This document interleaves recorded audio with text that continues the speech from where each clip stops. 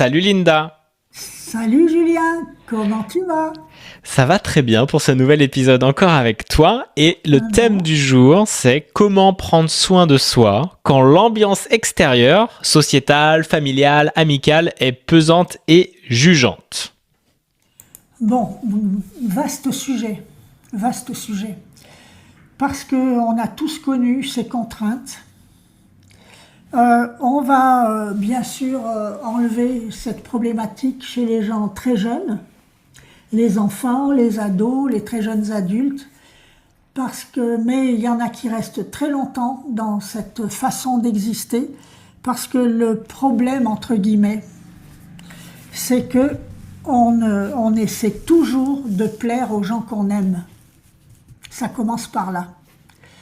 Euh, L'être humain, comme il n'est pas son meilleur ami, comme il n'aime pas son prochain comme lui-même, il dépend beaucoup de l'opinion que son entourage a de lui.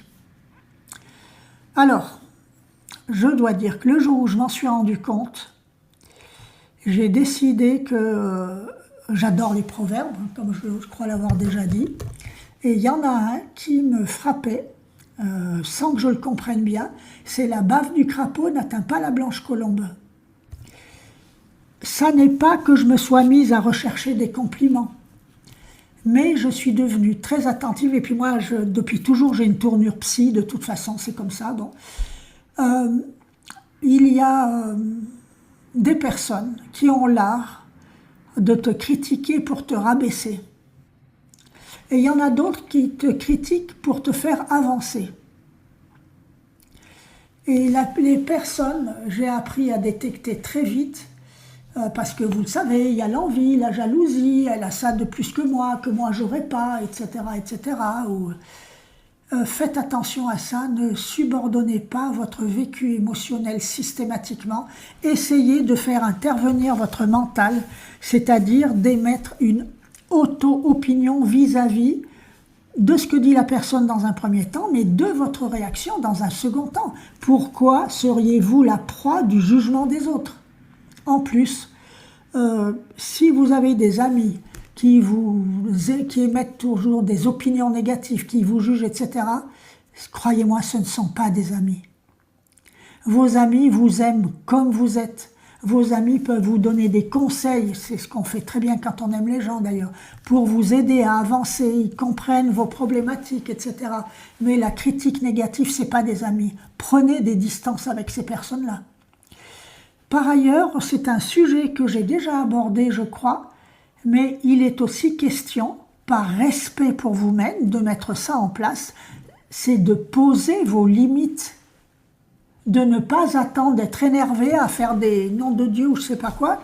Non, non, j'en ai marre. C'est pas ça, poser des limites, ça c'est s'énerver.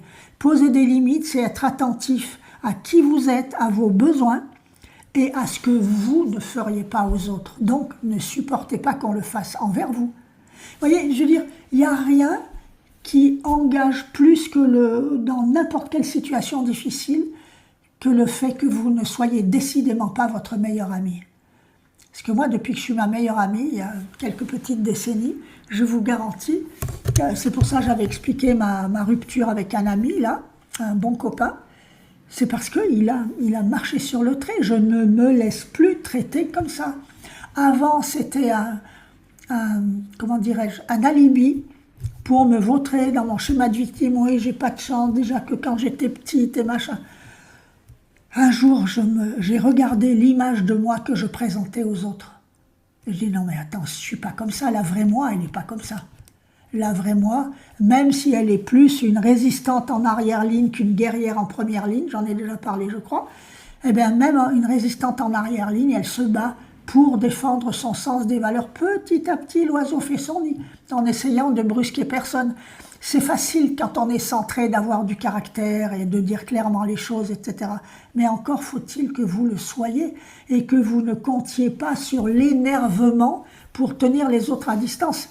Ils ne se tiendront jamais à distance. Moi, en bonne balance, j'ai dû apprendre à faire la guerre pour avoir la paix. Hein, il y a des signes comme cancer, balance, poisson, qui cherchent la paix à tout prix, qui font du béni oui-oui en permanence. Un jour, j'ai arrêté parce que ça ne crée pas le respect, parce que tu ne te respectes pas toi-même. Il faut absolument que tu décides de compter sur toi. Mais encore une fois, c'est pas facile de compter sur soi quand on est décentré, quand on est à côté de ses pompes, comme dit l'autre. Et justement, à ce sujet, j'aimerais vous transmettre un principe cosmique, un mantra fabuleux. Tout le monde en a besoin. Il n'y a pas un traitement qui ne commence pas par celui-là. Enfin, quand on arrive au principe cosmique, c'est Titane. Sa présence éclairée sur votre terrain intérieur, 2 points, pour vous impliquer davantage envers vous-même afin de mieux comprendre vos problèmes et vos préoccupations, virgule, ce qui vous rendra la volonté, la force et la motivation pour les surmonter en toute connaissance de cause. Qu'est-ce que ça sous-tend déjà que vous vous intéressez à vous, que vous ne comptez pas sur les autres? C'est ça le grand problème. Vous comptez sur les autres pour vous aimer, pour avoir de l'estime pour vous. Or, il faudra la mettre en place d'une façon ou d'une autre, cette démarche qui consiste à devenir votre meilleur ami. Parce que ça vous permet de compter sur vous et croyez-moi, être autonome va vous rendre très attractive et très attractif. Parce que l'aura, elle va baigner d'une lumière extraordinaire. Et comme je l'ai déjà dit, on n'a pas besoin de voir l'aura, on est tous sensibles à l'aura de quelqu'un. Et l'autonomie donne de la lumière. Et ça ne croyez pas que parce que vous gérez vos problèmes tout seul, que vous allez être isolé. Pas du tout. Vous allez devenir de plus en plus attractive et attractif, encore une fois. Ça, vous ne laisserez personne indifférent. En plus, sur le plan psy-titane, c'est la force du titan. C'est lui qui met en place la volonté de se prendre en main. Parce qu'il faut qu'elle vienne de quelque part, cette volonté. Ben, elle vient de vous. Les mantras vous rendent vos moyens, tout en vous harmonisant. Hein, c'est la volonté de s'occuper de soi. Donc, vous prenez les choses en main. Et c'est capital. Ça, c'est une clé. Il n'y a pas un traitement où il n'y a pas ce numéro 22 Titane. Ah, tu l'as eu sûrement d'ailleurs. Ouais, il me parle bien et ça faisait plaisir de le réentendre. T'en parlais dans l'épisode d'avant de Ça crée de l'endorphine, de les lire. Et à des moments, je me dis, j'aimerais bien reprendre mes mantras. Je pourrais les reprendre et les relire ou pas? C'est ta boîte à outils. Ouais, tu vois, parce que je sais que ça me faisait du bien de les lire. Ça me rappelle ces moments-là aussi. Quoi. Je ne pense pas souvent à le dire à mes patients, tellement pour moi c'est évident, parce que je dis toujours, on vous rend vos outils. Donc, dans votre boîte d'outils, c'est vos outils. Personne d'autre ne peut décider que vous allez ou pas les lire, les garder. Chacun fait ce qu'il veut. Chacun fait ce qu'il veut. Bien sûr, les relire, c'est bien. Et en même temps, en effet, c'est générateur d'endorphines, ça apporte beaucoup de bien-être, ça te connecte vraiment au plan supérieur et d'une façon très, très, très active. Et celui-là, il est particulièrement fort. Je le trouve très yang, pour tout dire, et j'adore ce qui est yang. Moi, je suis toujours en train de courir après le yang, et j'adore ça parce qu'il est vraiment... tu comprends comment tu fonctionnes. Orientez-vous le plus possible vers le côté psy, et c'est pas pour vous... C'est pas narcissique comme démarche. C'est juste une compréhension, et vous essaierez ainsi d'avoir du recul, de n'émettre aucun jugement. On n'est pas là pour avoir des jugements, on peut avoir une opinion, mais même vis-à-vis de vous, même évitez d'avoir une opinion, aimez-vous comme vous êtes. Et quand vous vous aimerez, vous pourrez entreprendre après des démarches pour arranger ceci, pour mettre en place cela, etc. Ok, vous pourrez, mais déjà, acceptez-vous comme vous êtes, quoi. Ouais, c'est vraiment... tu vois, j'ai envie de rebondir aussi sur ça. Quand tu parles d'ambiance, la personne parlait d'ambiance extérieure. Et pour moi, c'est effectivement aussi en contrebalance avec ton ambiance intérieure, l'ambiance de ta soirée intérieure, tu sais. Mais ça, c'est ton aura aussi. Donc du coup, s'il y a l'influence de l'extérieur, c'est que l'intérieur n'est pas assez brillant, lumineux, positionné, et qu'on est, on navigue au gré du vent, tu vois, qui nous transporte. Pas le grand concept qui se ressemble, s'assemble. Vous allez avoir autour de vous des gens qui ont la même vision de la vie, le même niveau de conscience, la même... Ça ne veut pas dire que vous allez dire du mal aux autres, ça veut dire qu'on rencontre ces tortionnaires-là en étant sur ce niveau-là. Là, il faut que vous décidiez, hein, c'est en ça que ce traitement vous aide aussi à faire des taupinières avec vos montagnes, il faut que vous décidiez qu'étant donné que vous devenez de plus en plus autonome, si vous le devenez évidemment, que l'opinion des autres, les opinions négatives sont secondaires, voire à dégager. À dégager. Je vous dis, les familiales, etc., vis-à-vis de votre parenté aussi, vous pouvez poser vos limites. Vous avez le droit d'exister comme vous êtes.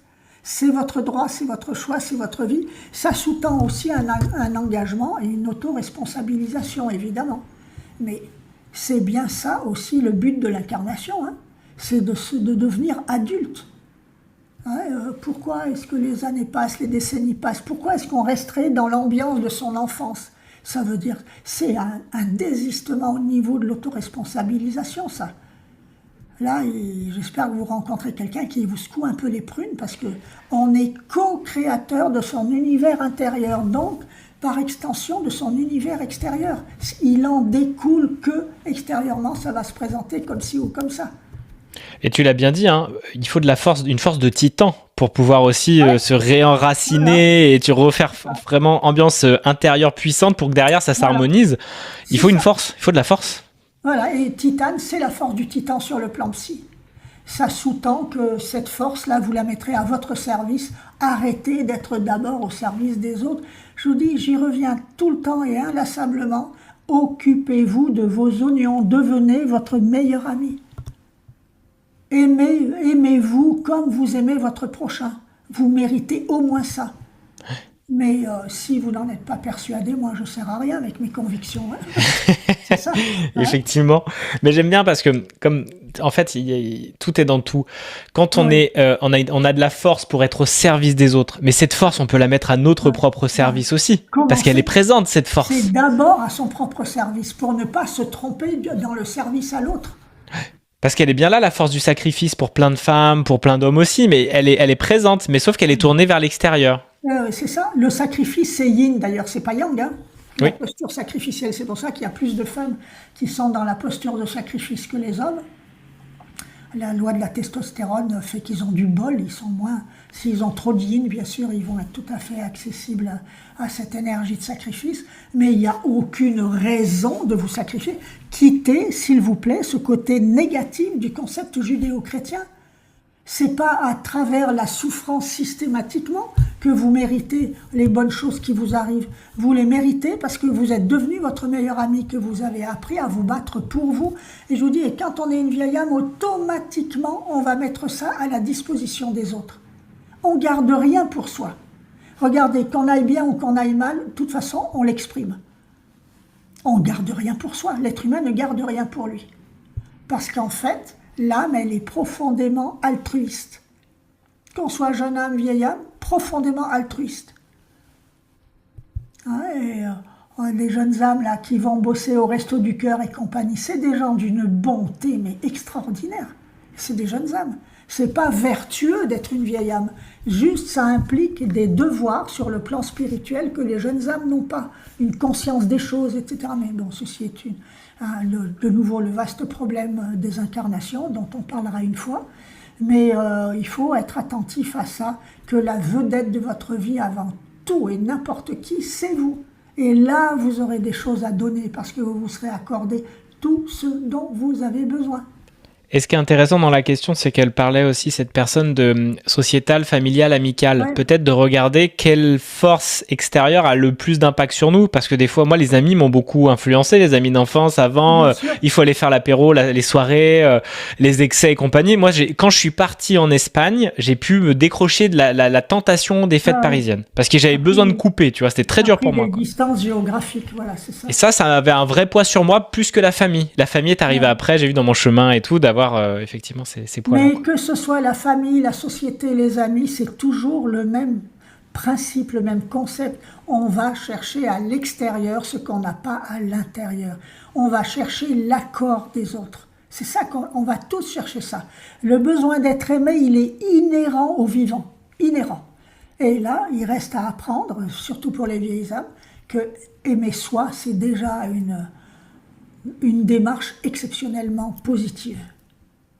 C'est ça la différence. Apprendre à s'aimer, et vous verrez, la dépendance vis-à-vis de l'extérieur, elle sera beaucoup moindre. Moi, je suis très à l'écoute des gens, de mes amis, de ma famille, etc. Mais je n'en dépends plus depuis longtemps. Et pourtant, je suis très présente, mais je ne dépends plus. Quelles ont été les étapes justement de cette dépendance à cette autonomie Est-ce que tu as senti des grands mouvements? Vraiment, l'arrivée des mantras a fait Oui, un moi, switch? c'est le traitement On en qui a fait reparle ça. tout le temps, hein, mais c'est pas Oui, pour oui. rien qu'on fait C'est cette pour chaîne ça, non dit plus. des fois, je suis gênée. J'ai l'air de tout le temps prêcher pour ma paroisse. Mais pour ceux qui le prennent, là, je vais faire une vidéo encore avec une personne qui veut absolument en parler. Elle a raison, mais c'est une merveille.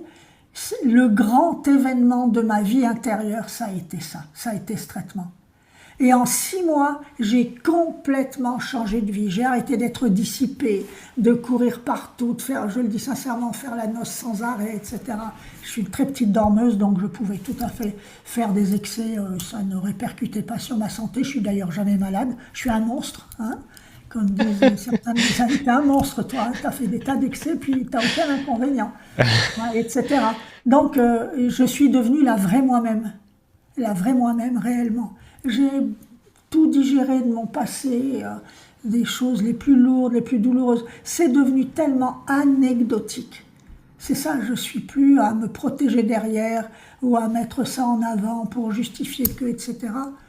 J'ai pas besoin, j'ai plus du tout besoin de ça, genre rien à péter, quoi.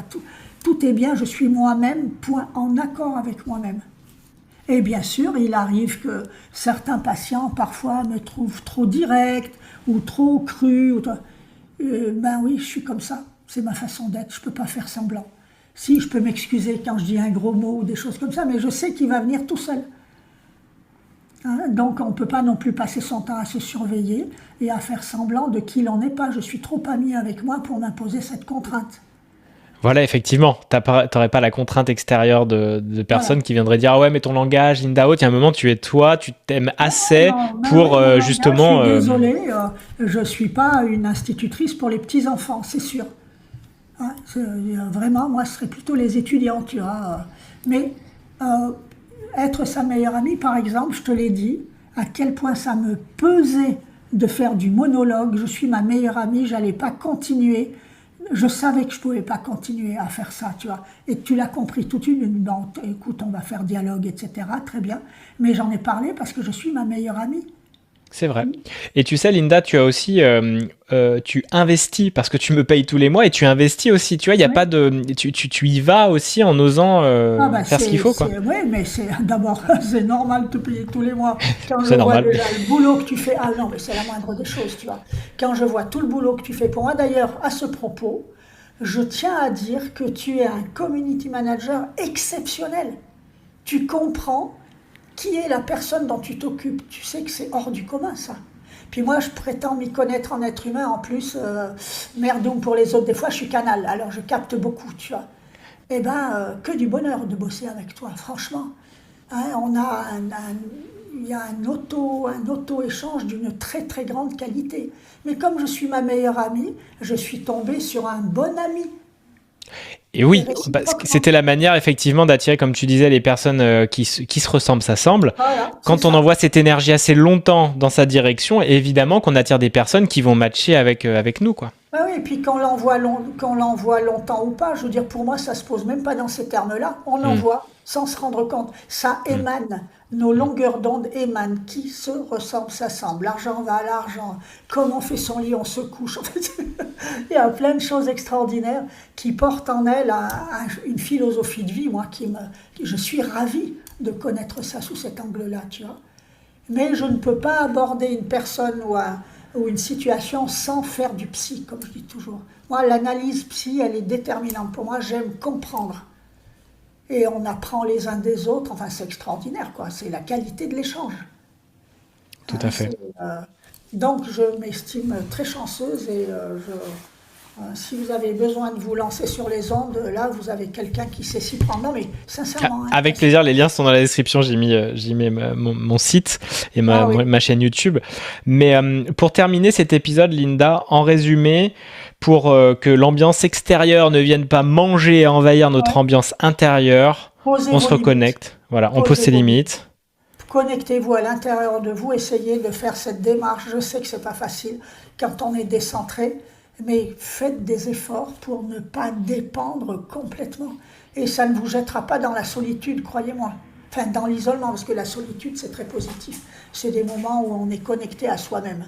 Mais L'isolement, non, ça c'est presque pathos, c'est trop dur à vivre. Simplement, ne craignez pas l'autonomie. Encore une fois, être autonome, ça ne veut pas dire que vous avez raison. On ne cherche pas. Vous savez, moins votre ego interviendra, mieux vous vous porterez. L'ego, c'est lui qui transforme la sensibilité en susceptibilité. Il y a un mantra d'ailleurs pour ça quand on s'occupe du système nerveux. Hein, faites attention, mais ne refoulez pas qui vous êtes. Ne refoulez pas qui vous êtes. C'est important que vous compreniez qu'il existe quand même là. J'espère que vous allez bien intégrer le 22, le titane, là, sa présence éclairée sur votre terrain intérieur. La présence de titane sur votre terrain intérieur, ça met votre vie intérieure en lumière. Ça veut dire ça, je trouve que c'est clair. Et du moment que votre vie intérieure est mise en lumière, ça vous pousse à vous impliquer davantage afin de mieux comprendre vos problèmes et préoccupations, etc. Et les traiter en toute connaissance de cause. Et non pas partir dans des considérations. Ah oui, si je fais ça, c'est pas de ma faute, c'est parce que quand j'étais enfant... Ouais, d'accord. J'ai dit, est-ce que vous avez tout gardé de l'éducation reçue? Pas du tout. Il y a très peu de choses que vous avez gardées. Vous avez gardé ce qui vous arrange, ce qui justifie vos postures. Et je ne suis pas sévère quand je dis ça, je suis lucide. Je l'ai assez fait moi-même, comme la majorité des gens. J'ai pris, bien sûr, des distances de plus en plus importantes avec tous les concepts éducatifs. Et puis bon, de toute façon, on est tellement différents les uns des autres. X milliards d'individus sur Terre, X milliards d'individus différents. On n'est pas pareil. Et utiliser les principes familiaux, etc., c'est parce qu'on le veut bien. N'oubliez pas que c'est des choix. Mais c'est votre droit aussi. Mais alors, il faut assumer. Et essayez de vous rendre compte que c'est parce que ça vous apparaissait moins difficile de garder les schémas familiaux que de les rejeter. Je ne dis pas plus facile, hein, je dis rarement plus facile. Moins difficile. Tout à fait. On est là pour évoluer, quoi. Merci beaucoup, Linda. Et est-ce que tu veux nous le redire une dernière fois, Titane, avant qu'on termine cet épisode? Oui. Sa présence éclairée, titane, hein, T-I-T-A-N-E, sa présence éclairée sur votre terrain intérieur, vous comprenez bien, ça vous apporte la lumière qui est symbole de vérité, de clarté, etc. Le symbole de la lumière est très puissant. Donc 2 points, pour vous impliquer davantage envers vous-même afin de mieux comprendre vos problèmes et vos préoccupations. Ce qui vous rendra la volonté, la force du titan, hein, la volonté, la force et la motivation pour les surmonter en toute connaissance de cause. Hein, mais c'est vraiment titane, c'est la volonté de s'occuper de soi. J'aimerais bien que vous considériez les mantras qui vous parlent comme des compagnons de route. Ne les oubliez pas. Tu as raison, Julien, de me demander de les relire. Parce que c'est capital, hein. Vous prenez les choses en main, votre volonté agissante, elle doit bien un jour se mettre à votre propre service, quoi. C'est capital, c'est capital. Qui, mieux que vous, peut vous comprendre et vous donner, vous apporter ce dont vous avez besoin? Il n'y a que vous. Je les mettrai en dessous en recopie les mantras et tu conseilles donc de les écrire à la main comme on le fait dans le processus et de les répéter même si on n'a qu'un? Voilà, c'est ça. Et puis de le lire, essayez de le lire 1 fois par jour à voix haute, hein, mettre de l'intonation, le rendre vivant et puis surtout vous comporter de la façon dont vous le suggèrent ces mantras. Évidemment, de mettre en lumière toute sa journée avec ce qu'on a partagé dans le mantra, ce qu'on a lu dans le mantra. Je m'occupe de moi, je m'occupe de moi. Ça ne doit pas être obsessionnel, ça doit être présent à votre esprit. Hein, super. Quoi qu'il vous arrive, vous demandez si vous faites au mieux pour vous. Et encore une fois, ça n'est pas une démarche égocentrée ou narcissique, il s'agit d'amour universel. C'est parce que le but de tout ça, qu'on le veuille ou non, la finalité, c'est d'apporter aux autres. Et vous apporterez des choses de qualité. Je dis toujours, l'amour qu'on a pour les autres, il est très sujet à caution, à part l'amour maternel qui vient complètement des tripes. Le reste, l'amitié, ça dépend de qui on est. On n'est jamais sûr. On voit dans les sentiments amoureux, est-ce qu'on est sûr de donner un amour positif, etc. Est-ce qu'on n'est pas à la recherche d'une valeur de remplacement? Est-ce que sur son conjoint ou sa compagne ou son compagnon, est-ce qu'on ne met pas un poids trop lourd? Est-ce qu'on ne le charge pas de nous apporter ce que nous-mêmes, on n'a jamais travaillé à nous apporter? En encore un vaste sujet, quoi. On en parlera aussi. On fera des épisodes sur les relations, évidemment. Et je te remercie, Linda. N'hésitez pas à lire dans la description toutes les infos si vous voulez aller évidemment plus loin avec Linda pour vous connecter à vos centres intérieurs et de pouvoir ainsi vous déployer sans influence de l'ambiance extérieure. Oui, Et c'est puis, ça, prendre des distances, quoi. Prendre des ouais, distances. avec un Vous, question. oui, Vas-y, pardon. Je terminerai. votre vécu compte plus que le vécu des autres à votre égard, votre vécu par rapport à vous.